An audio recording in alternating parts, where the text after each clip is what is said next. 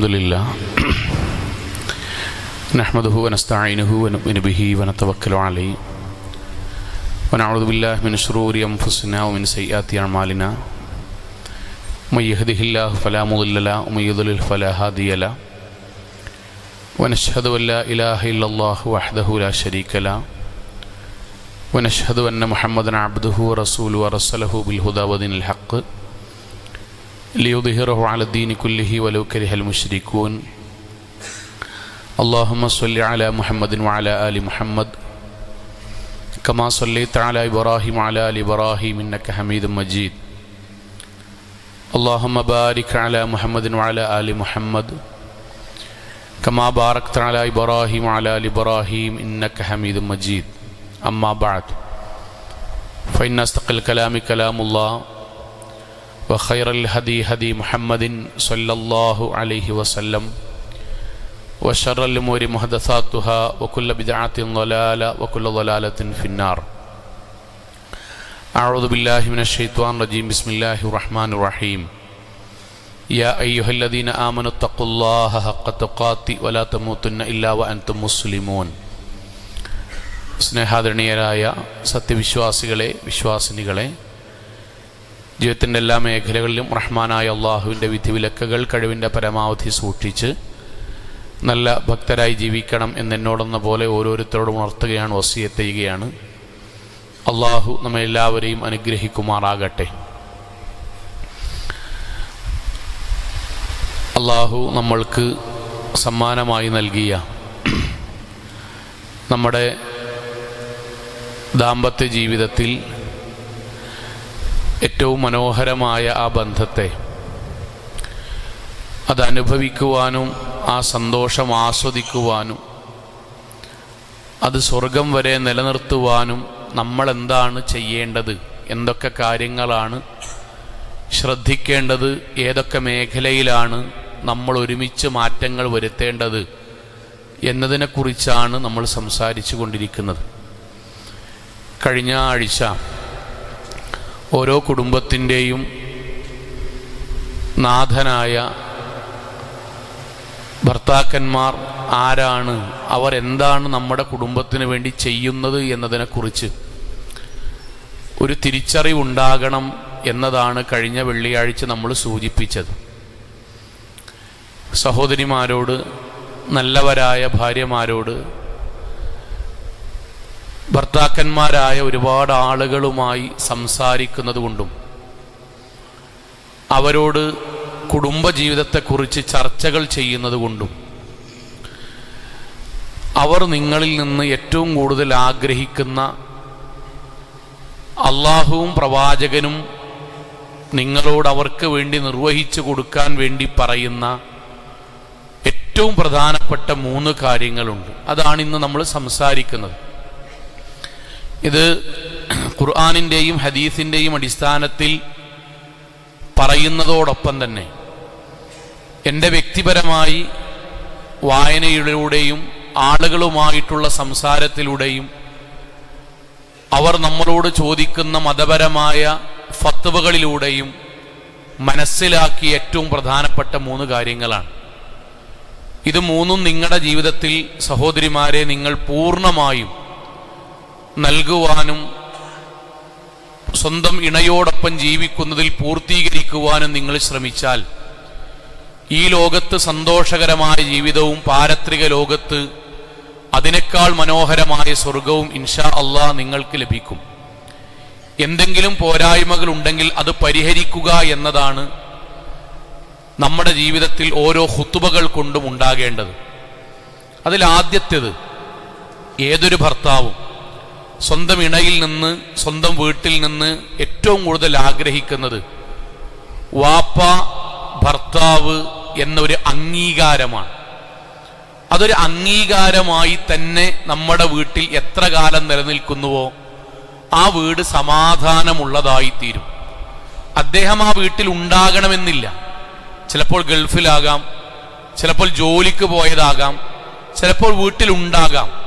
പക്ഷെ ആ വീടിൻ്റെ നാഥനായ അദ്ദേഹത്തിന് ആ വീട്ടിൽ കുടുംബം നൽകേണ്ട ഒരു പരിഗണനയുണ്ട്, ഒരു പദവിയുണ്ട്. അള്ളാഹ് കൊടുത്തൊരു പദവിയുണ്ട്. ആ പദവി സംരക്ഷിക്കൽ ഒരു ഭാര്യയുടെ, ഒരു ഇണയുടെ കടമയാണ്.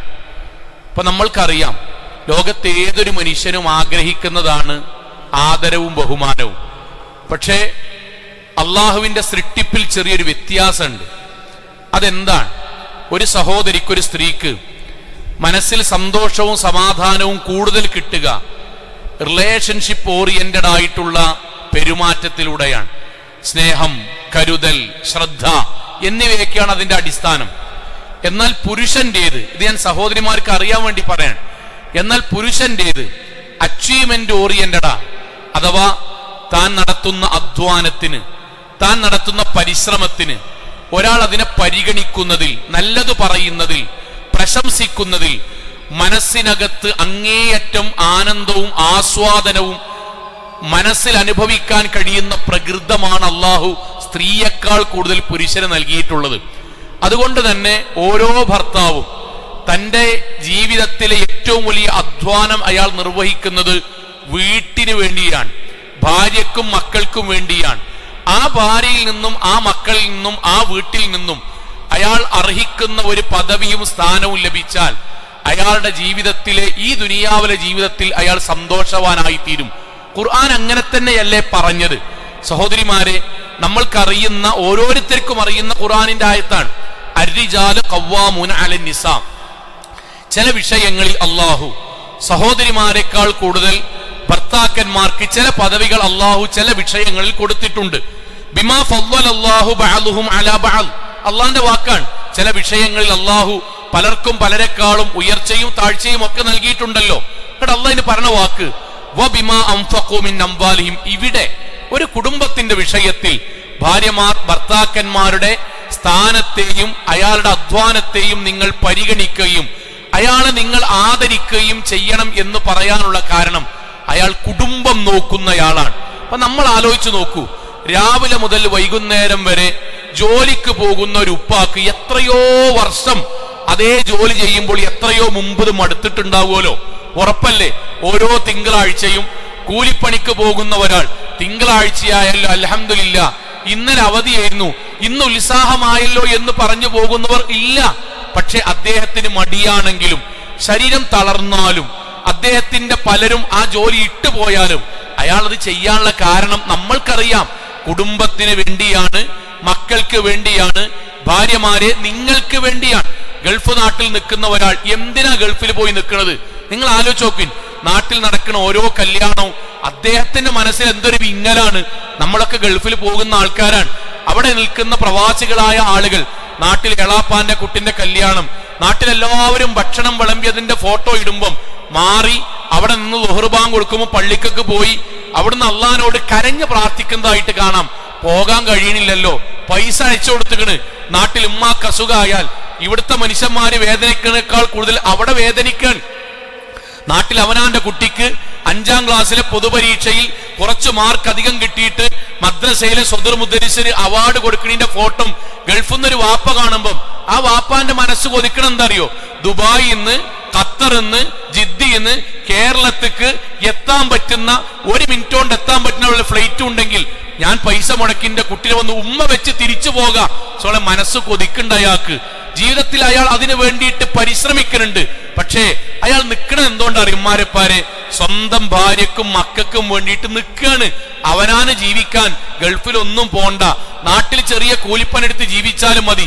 പക്ഷെ അയാൾ ഈ അധ്വാനിക്കുന്നത്, കഷ്ടപ്പെടുന്ന ഓരോരുത്തരും, കൂലിപ്പണി എടുക്കുന്നവരും ഗവൺമെന്റ് ജോലി ചെയ്യുന്നവരും ബിസിനസ് നടത്തുന്നവരും റിസ്ക് എടുക്കുന്നവരൊക്കെ ഭാര്യമാരെ നിങ്ങൾക്കും മക്കൾക്കും വേണ്ടിയിട്ടാണ്. ഒരു മനുഷ്യന്റെ മുന്നിൽ കൈകൾ നീട്ടാത്ത എത്രയോ മനുഷ്യന്മാര് ഇന്ന് കടക്കാരാണ്. ആ കട എന്തിനു വേണ്ടിയിട്ടാണ്? അയാൾക്ക് കോട്ടും സൂട്ടും വാങ്ങാനാ? അല്ല, നമ്മുടെ മക്കളുടെ കല്യാണം നടത്തിയിട്ടായതാണ്, നമ്മുടെ മക്കളുടെ പഠനത്തിന് വേണ്ടിയിട്ടായതാണ്, നമ്മക്ക് ജീവിക്കാൻ വേണ്ടി വീടുണ്ടാക്കിയിട്ടായതാണ്, നമ്മൾ പറഞ്ഞ പലതും വാങ്ങിയിട്ടായതാണ്. അദ്ദേഹത്തിന് നമ്മൾ ബഹുമാനം കൊടുത്തിട്ടില്ലെങ്കിൽ, അള്ള പറഞ്ഞ ബഹുമാനം നമ്മൾ കൊടുത്തിട്ടില്ലെങ്കിൽ, സഹോദരങ്ങളെ, പടച്ചോന്റെയൊക്കെ കുറ്റക്കാരാകൂലെ നമ്മൾ? പടച്ചോന്റെയൊക്കെ കുറ്റക്കാരാകൂലേ? ഞാൻ പറയാറുണ്ടായിരുന്നു, വലിയ ഇരുമ്പിന്റെ കുഴലുകൾ വെൽഡ് ചെയ്യുന്നൊരു സഹോദരൻ, അദ്ദേഹത്തിന്റെ അങ്ങേയറ്റം ശക്തമായ ചൂടത്താണ് അദ്ദേഹം ജോലി ചെയ്യുന്നത്. ആ ജോലിക്കിടയിൽ ഐസിന്റെ ക്യൂബ് ഒരു പ്ലാസ്റ്റിക്കിന്റെ കവറിൽ നിറച്ച് അതുകൊണ്ട് കണ്ണിന്റെ ഭാഗം അദ്ദേഹം ഓരോ 5 സെക്കൻഡോ 10 സെക്കൻഡോ കൂടുമ്പോ ഇങ്ങനെ വെക്കാണ്, തണുപ്പിക്കാണ്. എന്തേ ഇത് ചെയ്യണമെന്ന് ചോദിച്ചപ്പോ അദ്ദേഹം പറഞ്ഞ വാക്കെന്താ അറിയോ? കണ്ണ് ചൂടാകുകയാണ്. അപ്പൊ ഈ ജോലി ചെയ്താൽ നിങ്ങളുടെ കണ്ണിന്റെ കാഴ്ചശക്തി, അദ്ദേഹം പറഞ്ഞ വാക്കെന്താ? ഡോക്ടറെ ഞാൻ കണ്ടു, ഡോക്ടർ പറഞ്ഞത് ഈ ജോലി നിങ്ങൾ ചെയ്യുകയാണെങ്കിൽ 4-5 കൊല്ലം കൊണ്ട് നിങ്ങളുടെ കണ്ണിന്റെ കാഴ്ചശക്തി കുറഞ്ഞു തുടങ്ങും, 5-8 കൊല്ലാകുമ്പോഴേക്കും പകുതിയാകും. സ്വാഭാവികമായിട്ട് നിങ്ങൾ ആലോചിച്ച് നോക്കിൻ, ഒരു മനുഷ്യന്റെ കയ്യിന്റെ വിരല് പോണ പോലെയല്ല കണ്ണിന്റെ കാഴ്ച എന്ന് പറയുന്നത്. കാഴ്ച ശക്തി പോയാൽ, അപ്പൊ അദ്ദേഹം പറഞ്ഞ വാക്കെന്താ അറിയോ? എനിക്കറിയതിന്റെ ഗൗരവം, എന്നാലും ഇതിന് അത്യാവശ്യം നല്ല പൈസയാണ്. ഞാൻ ഒരു 5-8 കൊല്ലം ഈ ജോലി ചെയ്താൽ എന്റെ കണ്ണിന്റെ കാഴ്ചശക്തി കുറച്ച് കുറഞ്ഞാലും എന്റെ പെണ്ണുങ്ങൾക്കും കുട്ടിയാക്കും അതുകൊണ്ട് റാഹത്തായി ജീവിക്കാൻ പറ്റുമല്ലോ, ഞാൻ അവരെയല്ലേ മൗലവി പരിഗണിക്കേണ്ടത്. ഇങ്ങനെ ജീവിക്കാൻ ഓരോ മനുഷ്യന്മാരും അവർക്ക് നമ്മളെ വീട്ടിൽ അർഹിച്ചൊരു പരിഗണന അള്ളാഹ് കൊടുക്കാൻ പറഞ്ഞിട്ട് അത് കൊടുക്കുന്നില്ലെങ്കിൽ ആ പരിഗണനയെ പറ്റി പറഞ്ഞു കൊടുത്താണ് അള്ളാഹ് എന്ത് പറഞ്ഞത്? ലോകത്ത് അള്ളാന്റെ മുന്നിലല്ലാതെ ഒരു മനുഷ്യന്റെ മുന്നിൽ സുജൂദ് ചെയ്യാൻ പറ്റൂല. അവിടെയാണിത് പറഞ്ഞത്. ആർക്കെങ്കിലും സംശയമുണ്ടോ? ഉമ്മാരെ സംശയമുണ്ടോ? സ്വന്തം ഇക്കാക്കാനെ ആദരിക്കണോ, ബഹുമാനിക്കണോ? ഇന്റെ അത്ര പൈസ അല്ല, ഇന്റെ ബാപ്പാന്റെയും എന്റെ ആങ്ങളമാരത്ര അദ്ദേഹത്തിന് പൈസ അല്ല, ആൾക്കാരെ കടയിൽ സ്ഥാനമില്ല, ഞാൻ അദ്ദേഹത്തെ ആദരിക്കണോ എന്ന് ചോദിക്കണോലെ മുന്നിലാണ് റസൂൽ സല്ലല്ലാഹു അലൈഹി വസല്ലം പറഞ്ഞത്.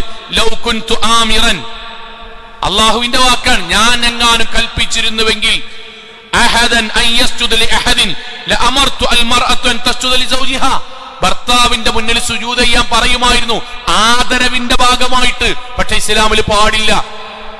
ഈ പറഞ്ഞത് എന്തിനാണ് സഹോദരിമാരെ? ഇത് നമ്മളെ വീട്ടിൽ ഉണ്ടാകണം.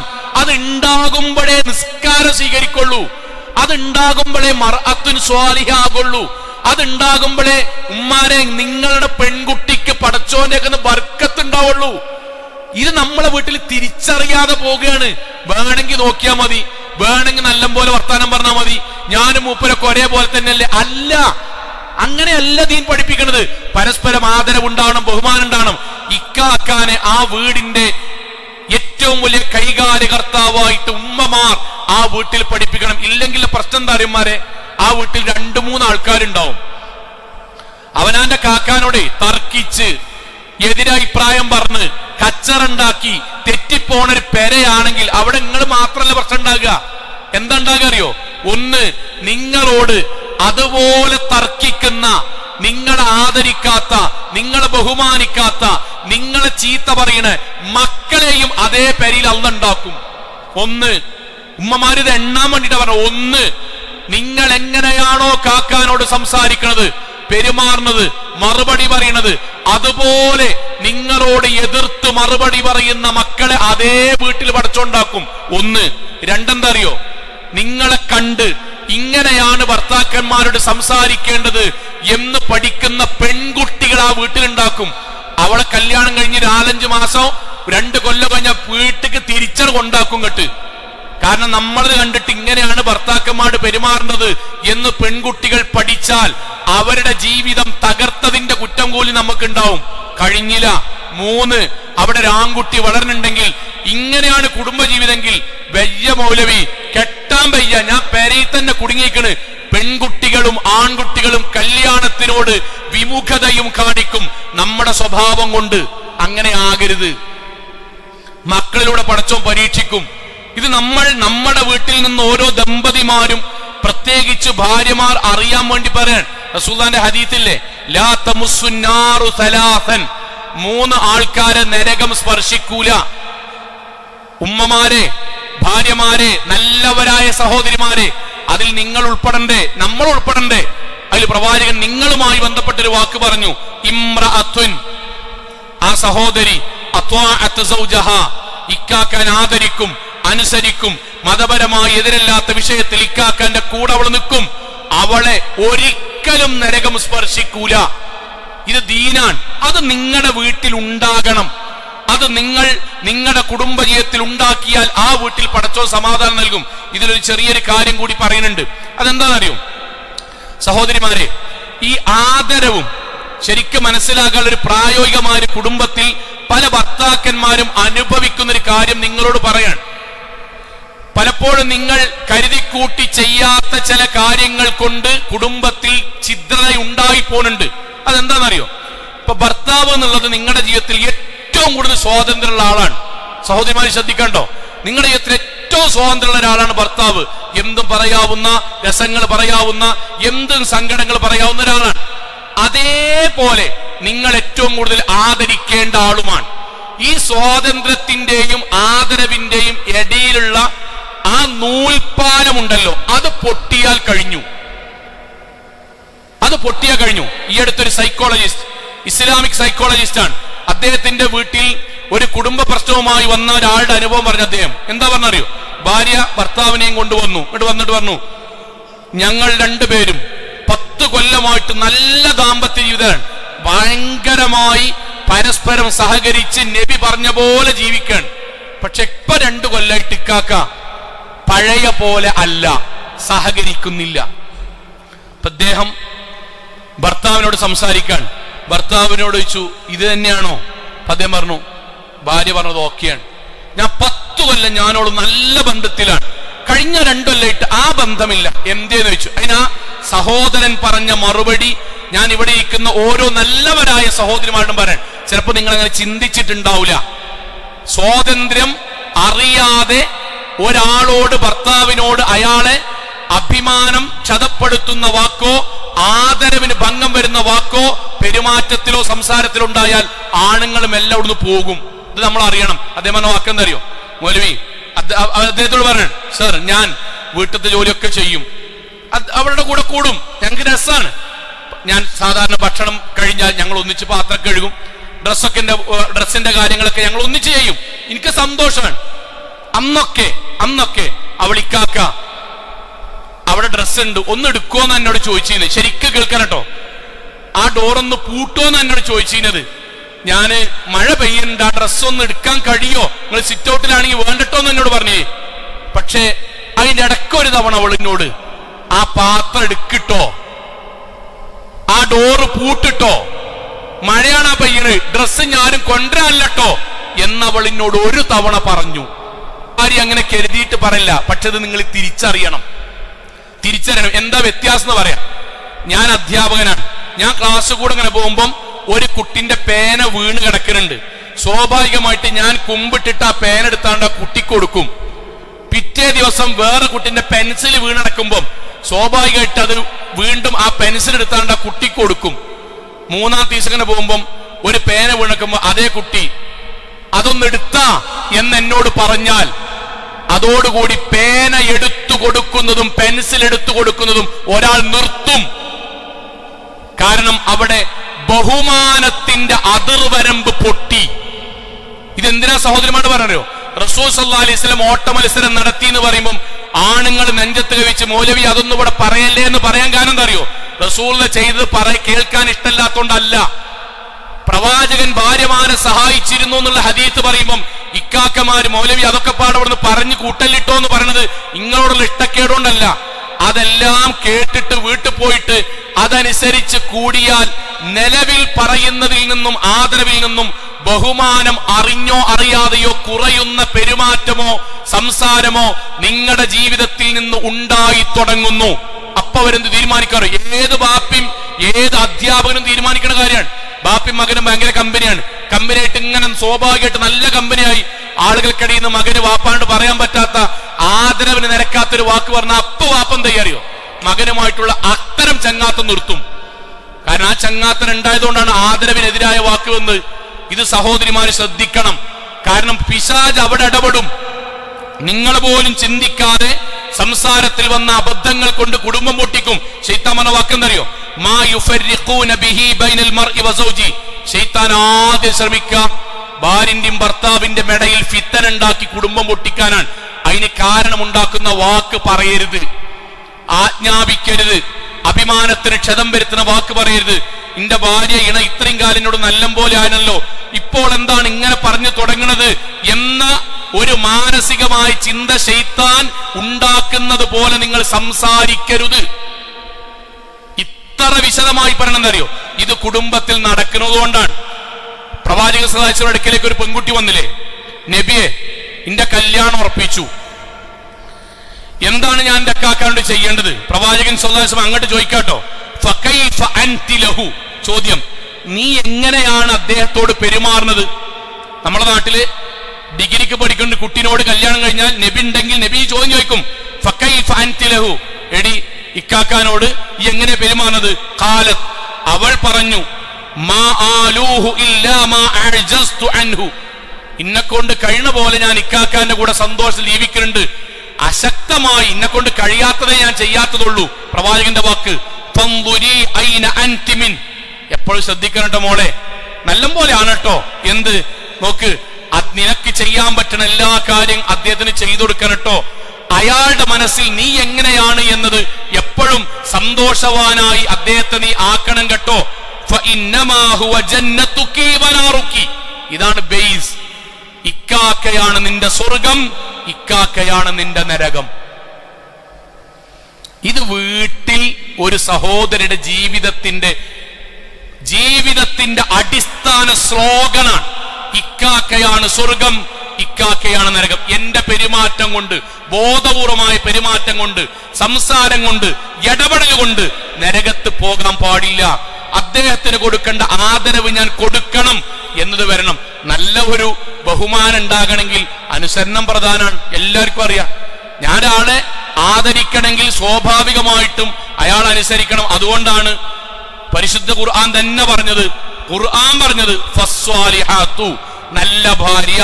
ഒന്നാമത്തെ ലക്ഷണം ആദരവുണ്ടാകണമെങ്കിൽ, ബഹുമാനമുണ്ടാകണമെങ്കിൽ, കച്ചറുണ്ടാകാതെക്കണമെങ്കിൽ, തർക്കുത്തരുണ്ടാകാതെക്കണമെങ്കിൽ ഖാനിത്താത്തുൻ, അനുസരിക്കുന്നവളാണ്. ഇത് പറയുമ്പോഴേ പുതിയ തലമുറയില് ചില ആൾക്കാര് തലി തട്ടടൊന്നും ഇടൂല, ഫുൾ കൈയൊന്നും ഇടൂല, എന്നിട്ട് സോഷ്യൽ മീഡിയ തന്നിട്ട് അനുസരിക്കുക എന്ന് പറഞ്ഞ അടിമത്താണ്.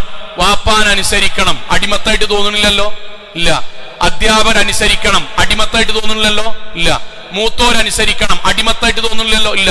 ഇക്കാക്കാൻ അനുസരിക്കണം, അതെങ്ങനെ അടിമത്തായി തോന്നുന്നത്? അതാണ് ദീനിനെതിരായ സാധനം മക്കളുടെയും നമ്മളുടെയും മനസ്സിൽ അറിയാതെ വീഡിയോ ആയി വരിക എന്ന് പറഞ്ഞാൽ. ഇന്നോടിന്റെ വാപ്പാരാണ്, എടാ മൂത്തോലെ കാണുമ്പം അവര് പറഞ്ഞ കാര്യം അനുസരിക്കണം കേട്ടോ, ഞാൻ അവന്റെ അടിമയാകാൻ പോവുക എന്ന് ഞാൻ ചോദിക്കലില്ലല്ലോ.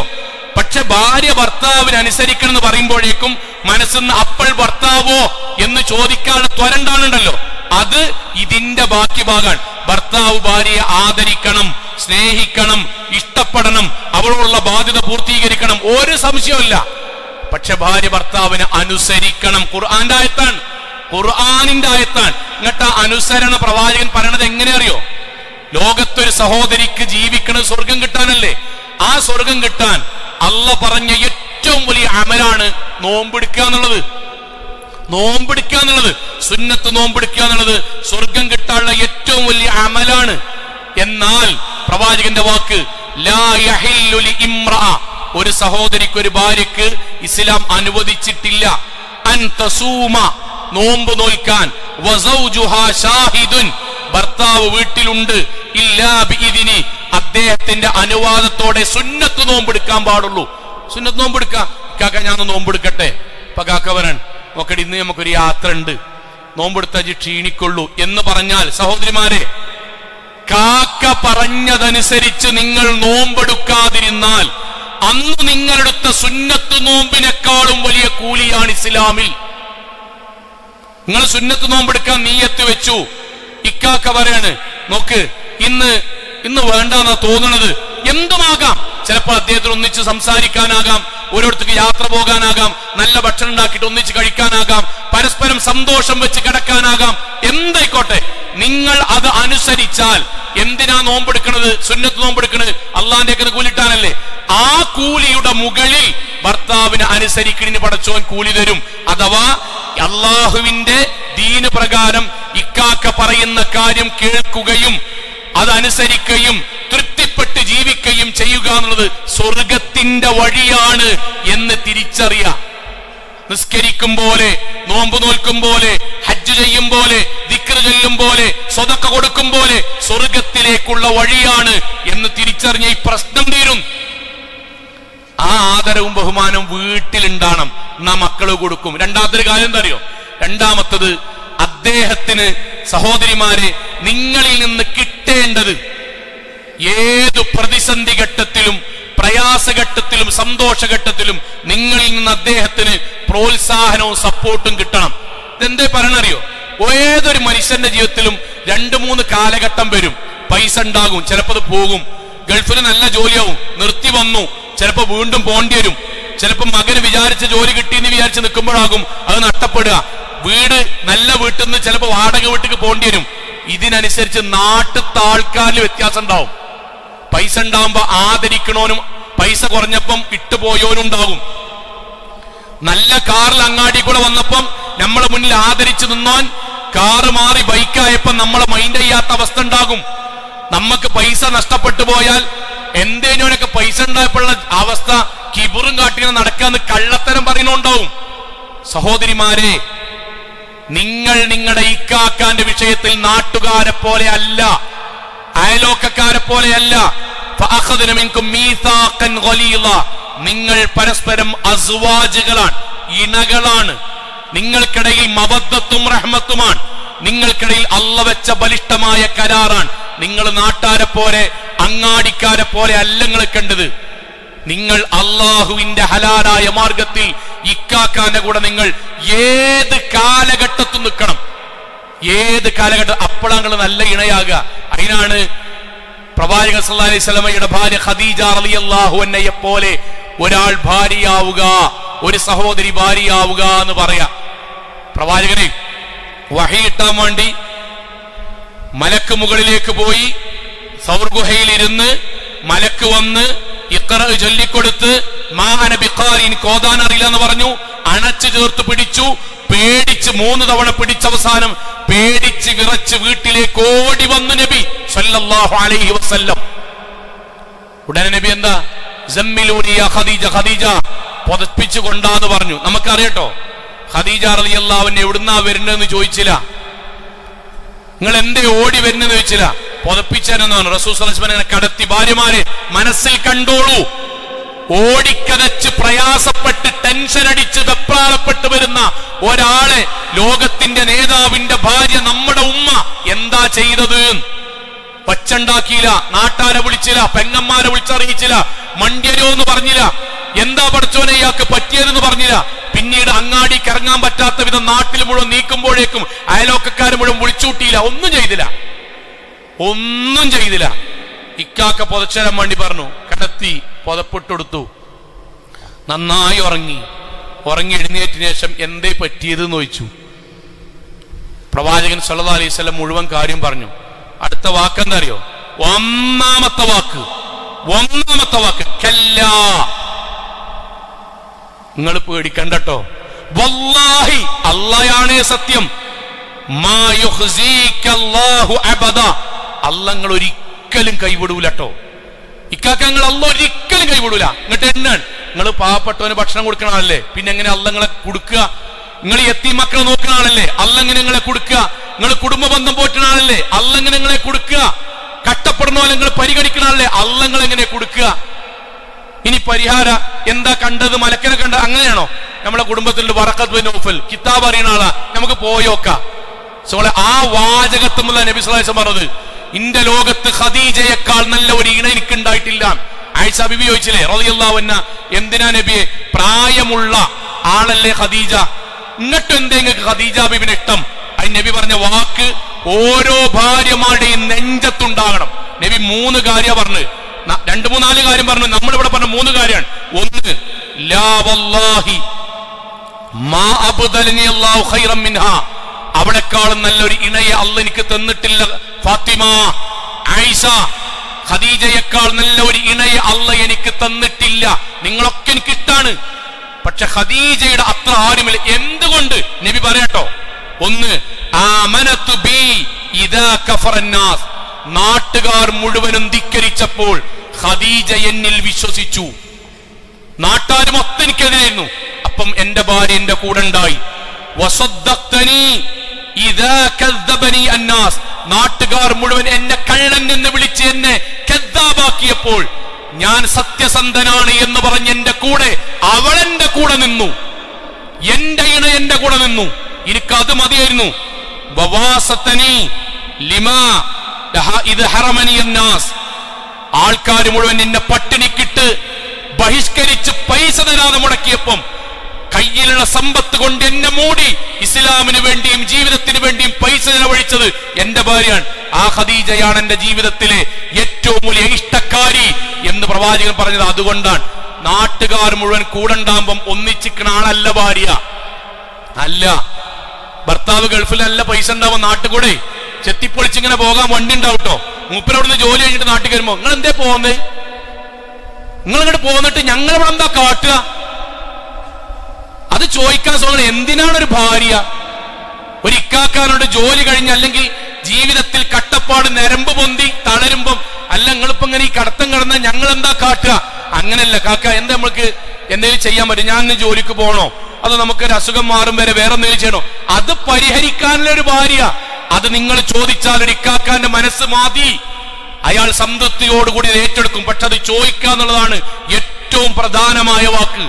ഒരു ഭാഗം കൂടി ഒറ്റ കാര്യം കൂടി പറയാൻ, ചില സഹോദരിമാരെ ഞാൻ കുറ്റപ്പെടുത്തി പറയല്ലോ, നന്മയെപ്പോലും പുച്ഛിച്ചുകൊണ്ട് വീട്ടിൽ നിന്ന് സംസാരിക്കണ കേട്ടുകണ്. ഏതെങ്കിലും കമ്മിറ്റിയിലൊക്കെ തെരഞ്ഞെടുക്കും, ഒരാളെ സംബന്ധിച്ചുള്ള അയാൾക്ക് സന്തോഷമായിരിക്കും. അയാളുടെ വീട്ടിൽ നിന്നിട്ട് ഞാൻ പള്ളി കമ്മിറ്റി അല്ലെങ്കിൽ മദ്രസ കമ്മിറ്റി അല്ലെങ്കിൽ വേറെ എന്തെങ്കിലും ആയിക്കോട്ടെ, നാട്ടിലെ രാഷ്ട്രീയം ക്ലബ്ബ് എന്തെങ്കിലും PTA കമ്മിറ്റിയിൽ തെരഞ്ഞെടുത്തു. എന്തിനായിരിക്കും അയാൾ ഭാര്യമാരോട് പറയണത്? അൽഹംദുലില്ലാ എന്നൊരു വാക്ക് കേൾക്കാനേക്കാരം. ചിലവര് ഇനിയിപ്പോ കമ്മിറ്റിന്റെ കഥ കണ്ടെന്നെ അറിയണം, അങ്ങോട്ടുള്ള മറുപടിയാണ്. ഇന്നൊരു കമ്മിറ്റിക്ക് തെരഞ്ഞെടുത്തു എന്നൊരു ഭർത്താവ് പറഞ്ഞ ഇനിയിപ്പോ ആ കമ്മിറ്റിന്റെ കഥ കണ്ടെന്നെ അറിയണം. നിങ്ങൾക്കത് കോമഡി ആയിക്കാരം, പക്ഷെ ആ കോമഡി നിങ്ങൾ വാപ്പാണ്ട് പറയില്ലല്ലോ. ഇല്ല, എന്തേ? വാപ്പാക്കത് കോമഡി ആയിട്ട് നിങ്ങൾക്ക് ഉൾക്കൊള്ളാൻ കഴിയില്ല. ഇക്കാക്കാനോടത് കോമഡി അല്ല. അദ്ദേഹത്തിന് ഒരു ആദരവ് കിട്ടി, അല്ലെങ്കിൽ അദ്ദേഹം ജോലി ചെയ്യുന്ന സ്ഥലത്ത് നിന്ന് അദ്ദേഹത്തിന് എന്തെങ്കിലും ഒരു നല്ല വർക്കറിനുള്ളതോ അല്ലെങ്കിൽ ഒരു കോട്ട് അംഗീകരിച്ചതിന്റെയോ പൈസ ഉണ്ടാക്കിയതിന്റെയോ ഒരു ആദരവ് കിട്ടി. അത് ഭയങ്കര സന്തോഷം അദ്ദേഹം വീട്ടിലെന്ന് പറയുമ്പോ എനിക്കിങ്ങനെ ഒരു ആദരവ് കിട്ടിക്കണ്. ആള് മാറിയതൊന്നല്ലല്ലോ ഓളവക. സഹോദരിമാരെ, അങ്ങനെ പറയാനാണെങ്കിൽ എന്തിനാണ് അസ്വാജ് എന്ന് അള്ളാഹ് പറഞ്ഞത്? എന്തിനാണ്? ലാഭം കിട്ടിയെന്ന് പറയുമ്പം കട്ടതൊന്നല്ലല്ലോ, ആള് മാറിയതെന്നല്ലല്ലോ, ഓൾക്ക് പിഴച്ചോയതെന്നല്ലല്ലോ. സഹോദരിമാരെ, അതിന് പകരം അൽഹംദുലില്ലാ ഞാൻ കുറെ കാലമായി അതിനു വേണ്ടി പ്രാർത്ഥിക്കണ്. നിങ്ങൾ കഠിനാധ്വാനം ചെയ്തതിന് പടച്ചോൻ തന്നല്ലോ. മക്കളെ ഫോൺ വിളിച്ചിട്ടാണ് നിങ്ങൾ പറഞ്ഞത്, ബാപ്പാക്കേ അൽഹംദുലില്ലാ പുതിയൊരു കമ്മിറ്റിയിലൊക്കെ ആയിട്ടുണ്ട് കേട്ടോ, അൽഹംദുലില്ലാ നിങ്ങൾ പ്രാർത്ഥിച്ചല്ലോ, ബാപ്പാക്കേ പുതിയ കുറച്ച് ലാഭത്തിന്റെ പൈസ കിട്ടിക്കണം കേട്ടോ, അൽഹംദുലില്ലാ എന്ന് പറഞ്ഞാൽ അദ്ദേഹത്തിന്റെ മനസ്സിൽ നിങ്ങളോട് ചിലപ്പോൾ പ്രകടിപ്പിക്കാത്ത ഒരു തണുത്ത വെള്ളം ഇങ്ങനെ കിനിഞ്ഞു ഉറ്റും. അതിന്റെ പേരാണ് ദാമ്പത്യം, അതിന്റെ പേരാണ് ഇഷ്ടം, അതിന്റെ പേരാണ് മവദ്ദത്ത്, അതിന്റെ പേരാണ് റഹ്മത്ത്, അതിന്റെ പേരാണ് ഖുർറത്തു ഐൻ. അത് അനുഭവിക്കാൻ നമ്മൾ അദ്ദേഹത്തെ പരിഗണിക്കുക, ആദരിക്കുക, സ്നേഹിക്കുക. പ്രവാചകൻ പറഞ്ഞ പോലെ തന്റെ ജീവിതത്തിൽ തന്നെക്കാളധികം ഇക്കാക്കയെ സ്നേഹിക്കുന്നവരെ അള്ളാഹുവും പ്രവാചകനും സ്നേഹിക്കും. അള്ളാഹു അനുഗ്രഹിക്കുമാറാകട്ടെ.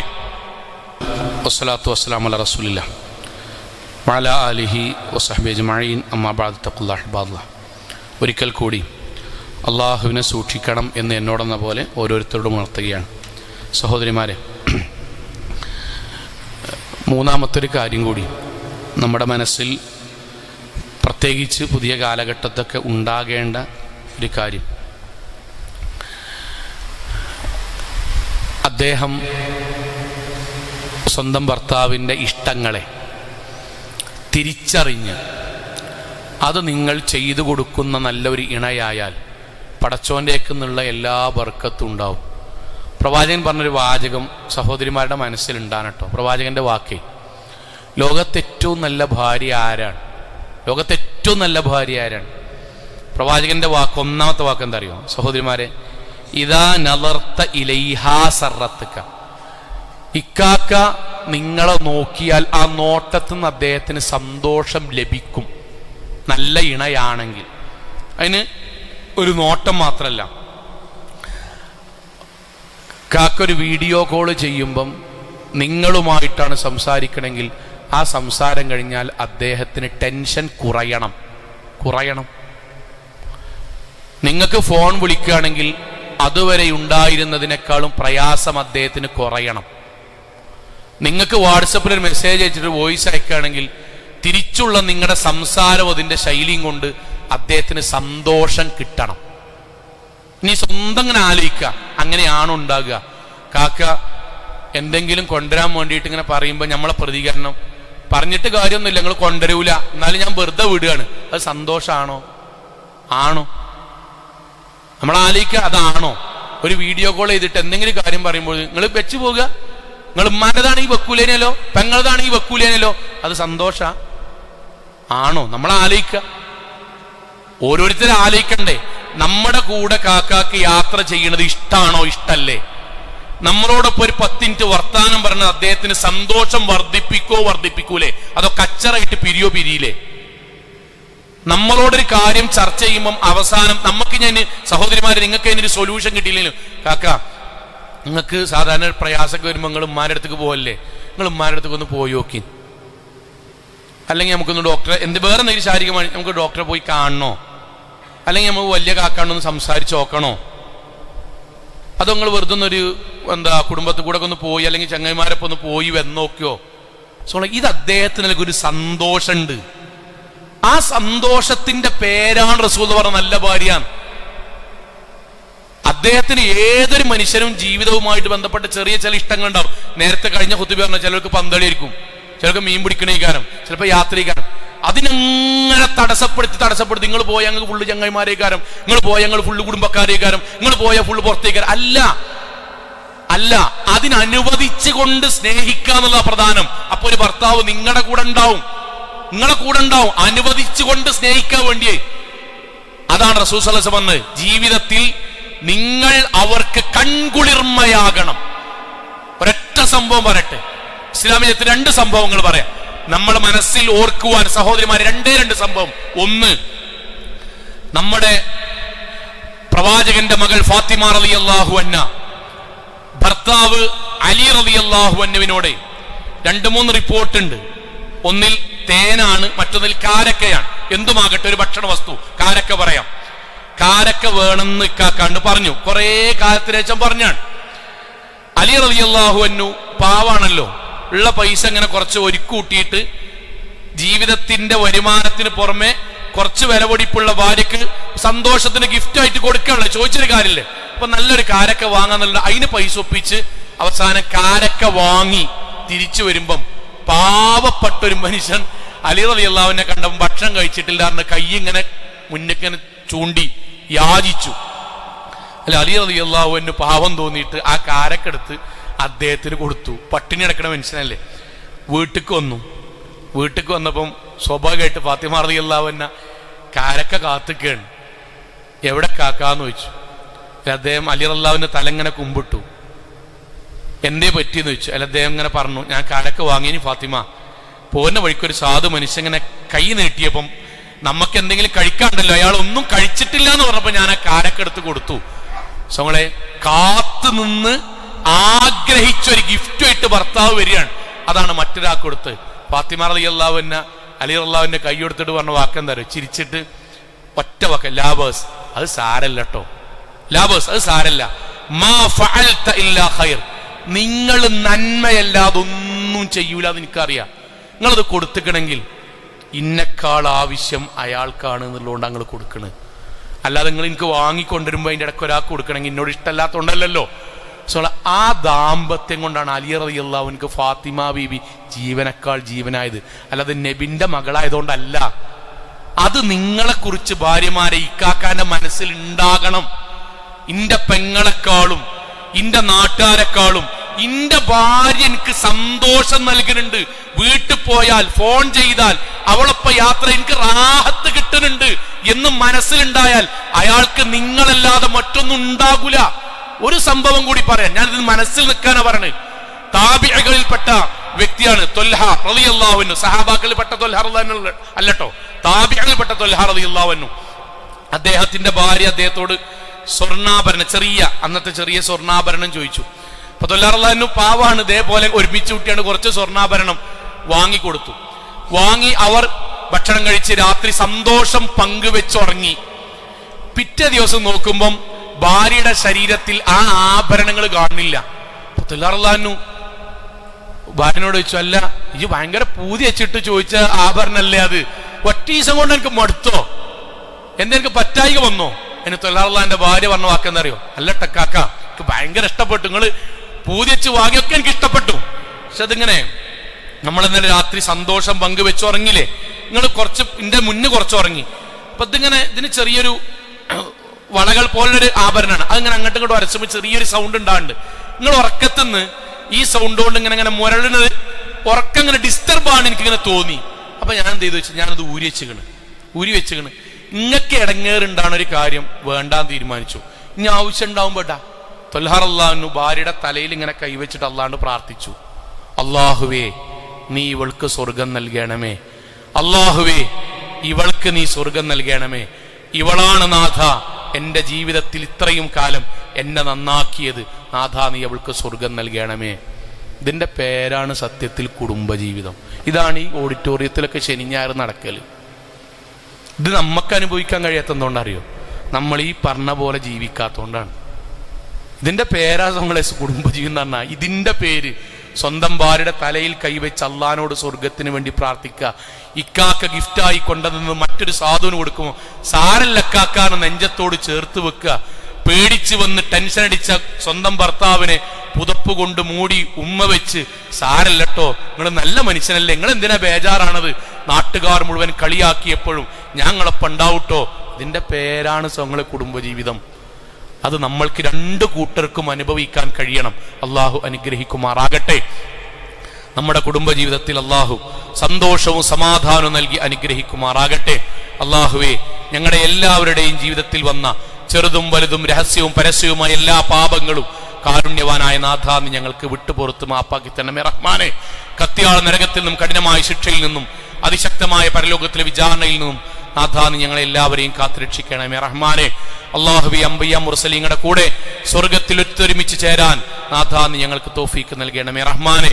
അല്ലാഹുവേ ഞങ്ങളുടെ ദമ്പതിമാർക്കിടയിൽ ഞങ്ങളുടെ മക്കൾക്കിടയിൽ സ്നേഹവും കാരുണ്യവും മബദ്ധത്തും നൽകി നീ അനുഗ്രഹിക്കണമേ റഹ്മാനെ.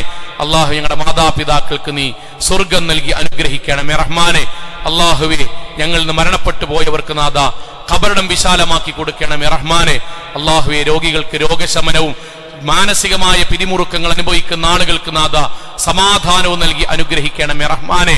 അല്ലാഹുവേ ഞങ്ങളുടെ തൊഴിലിടങ്ങളിൽ നാഥ സമ്പത്തിന്റെ വർധനവും അനുഗ്രഹങ്ങളും നൽകി നാഥ നീ ഞങ്ങൾക്ക് തൗഫീക്ക് നൽകണമേ റഹ്മാനെ. അല്ലാഹുവേ ഗൾഫ് നാടുകളിൽ വിദേശ നാടുകളിൽ കഷ്ടത അനുഭവിക്കുന്ന അധ്വാനിക്കുന്ന ഞങ്ങളുടെ ബന്ധുമിത്രാദികൾക്ക് നാഥ സമാധാനവും സമാശ്വാസവും സ്വർഗവും നൽകി അനുഗ്രഹിക്കണമേ റഹ്മാനെ. അല്ലാഹുവേ ലോകത്ത് എവിടെ വെച്ച് എങ്ങനെ മരണപ്പെടേണ്ടി വന്നാലും ശിർക്കില്ലാതെ ബിദ്അത്തില്ലാതെ ഖുറാഫാത്തില്ലാതെ ധീരമോഹിതകളായി ജീവിച്ച് മരണപ്പെട്ടു പോകാൻ